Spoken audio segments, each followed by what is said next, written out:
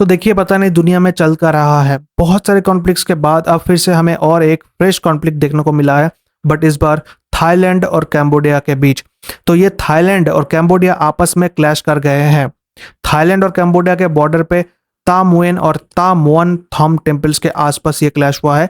माफ कीजिएगा अगर मेरा प्रोनाउंसिएशन गलत हो, क्योंकि ये थोड़ा सा मुझे डिस्कम्फर्ट हो रहा है प्रोनाउंसिएशन करने में। बट इस क्लैश की वजह से अभी तक एज पर द रिपोर्ट्स 10 से भी ज्यादा थाई सिविलियंस मारे गए हैं कैम्बोडिया के रॉकेट्स अटैक की वजह से, और लैंडमाइन ब्लास्ट में 5 थाई सोल्जर्स की भी बुरी तरीके से इंजर्ड हुए हैं। थाईलैंड ने कहा है कि कैम्बोडिया ने नए माइंस लगाए हैं और सीज फायर एग्रीमेंट का वायोलेशन किया है, बट इसके रिप्लाई में कैम्बोडिया ने कहा है कि थाईलैंड में ब्लास्ट हुआ है और वो भी थाईलैंड के पुराने बॉम्ब्स की वजह से। अब आपका क्वेश्चन हो सकता है कि ये सब शुरू कैसे हुआ और क्यों दोनों देश आपस में लड़ रहे हैं, किस बात को लेकर लड़ रहे हैं।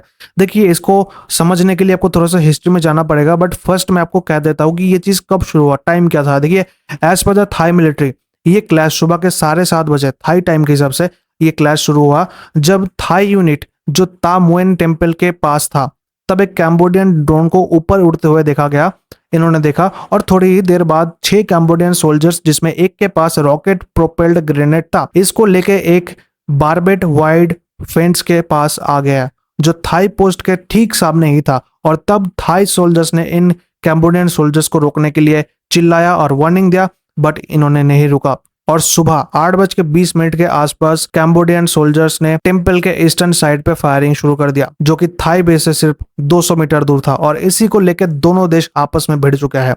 थाईलैंड ने कहा है कि कैम्बोडिया ने BM-21 रॉकेट लॉन्चर्स, आर्टिलरी और ड्रोन्स यूज किया है। दूसरी तरफ कैम्बोडिया ने जवाब में कहा है कि थाईलैंड ने पहले एयर स्ट्राइक्स किया और उनके ट्रूप्स पर प्रीएम्प्टिव फायर किया है। थाईलैंड ने कंफर्म किया है कि अब तक 11 सिविलियंस इंक्लूडिंग एक 8 साल का बच्चा और एक 15 साल का बच्चा और एक सोल्जर्स की मौत हो चुका है। थाईलैंड की पब्लिक फैसिलिटीज जैसे हॉस्पिटल और पेट्रोल पंप भी डैमेज हो चुका है। एंड कैम्बोडिया के इस एक्शन का रिप्लाई देने के लिए थाईलैंड ने कैम्बोडिया में कई जगहों पे F-16 एयर स्ट्राइक्स किए, और इसके बाद कैम्बोडिया के डिफेंस मिनिस्ट्री ने इस एक्शन को इलीगल मिलिट्री एग्रेशंस बोला है और इंटरनेशनल लॉ के खिलाफ बताया है। दूसरी तरफ थाई आर्मी का कहना है कि कैम्बोडिया ने सुरिन प्रोविंस का फेनोम डोंग रक हॉस्पिटल पे आर्टिलरी स्ट्राइक किया है, और यह सिविल फैसिलिटी पे अटैक माना जाएगा जो जेनेवा कन्वेंशन के भी अगेंस्ट है। तो अभी दोनों देश एक दूसरे पे आरोप लगा रहे हैं और एक दूसरे पे अटैक किए जा रहे हैं। थोड़ा सा जान लेते हैं कि ये क्लैश हो क्यों रहा है। देखिए थोड़ा सा हिस्ट्री में चलते हैं तो आपको समझ में आएगा।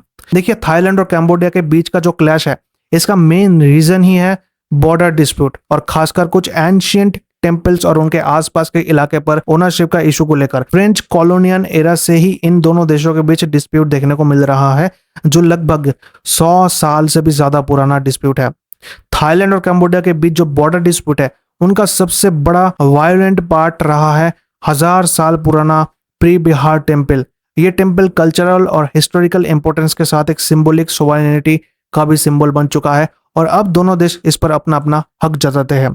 और इसी के चलते 1962 में देखोगे तो इंटरनेशनल कोर्ट ऑफ जस्टिस ने फैसला दिया कि प्री बिहार टेम्पल कैम्बोडिया का एक पार्ट है, और इसी फैसले की वजह से थाईलैंड नाराज हो गया, क्योंकि थाई नेशनलिस्ट ग्रुप्स टेम्पल को अपना कल्चरल हेरिटेज मानते हैं।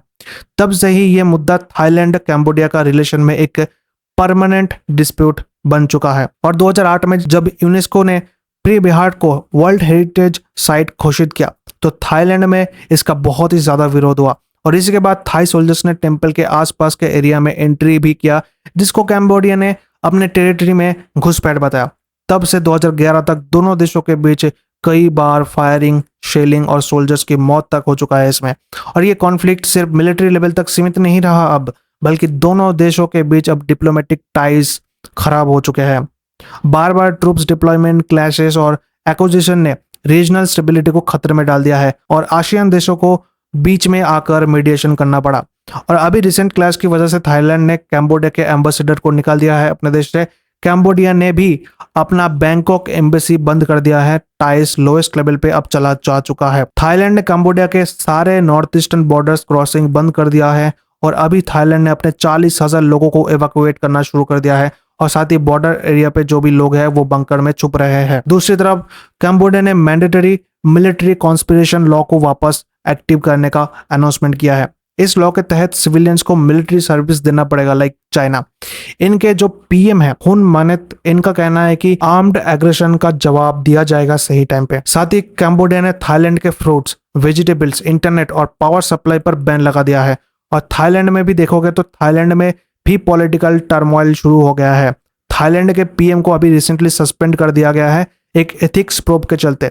हाल ही में एक लीक्ड कॉल सामने आया था जिसमें थाईलैंड के पीएम की बात एक कंबोडिया के फॉर्मर पीएम हुन सेन से हुआ था, और इसी के चलते एक कंट्रोवर्सी क्रिएट हुआ और थाईलैंड के पीएम को सस्पेंड कर दिया गया। और अभी थाईलैंड में एक एक्टिंग पीएम है। अभी देखिए आपका सवाल हो सकता है क्या यह फुल स्केल वॉर हो सकता है? देखिए इसका चांसेस बहुत कम ही है, लेकिन सिचुएशन स्टिल वोलेटाइल है। साथ ही दोनों देश में लीडरशिप क्राइसिस है, इसीलिए टेंशन का सलूशन आसानी से नहीं निकलेगा। बट दोनों कंट्रीज ने ट्रूप्स बॉर्डर पे बढ़ा दिया है, स्टैंड ऑफ अभी लंबा चल सकता है। बट यहाँ एक फनी बात यह है कि लोग सोशल मीडिया पे लिख रहे हैं कि डोनाल्ड ट्रंप इसमें एंट्री कब करेंगे, लाइक इंडिया पाक कॉन्फ्लिक्ट में। जैसे कि आप जानते हैं कि डोनाल्ड ट्रंप सीजफायर का क्रेडिट ले लिया चुरा के, तो लोग एज्यूम कर रहे हैं कि अभी डोनाल्ड ट्रंप थोड़ा सा और बढ़ने देगा इस सिचुएशन को और फिर आके बीच में सीजफायर करवा के सीजफायर का क्रेडिट लेंगे। खैर इसके ऊपर आपका क्या सोच है आप कमेंट सेक्शन में जरूर बताइए। वीडियो को लाइक कीजिए, चैनल को सब्सक्राइब कीजिए। धन्यवाद।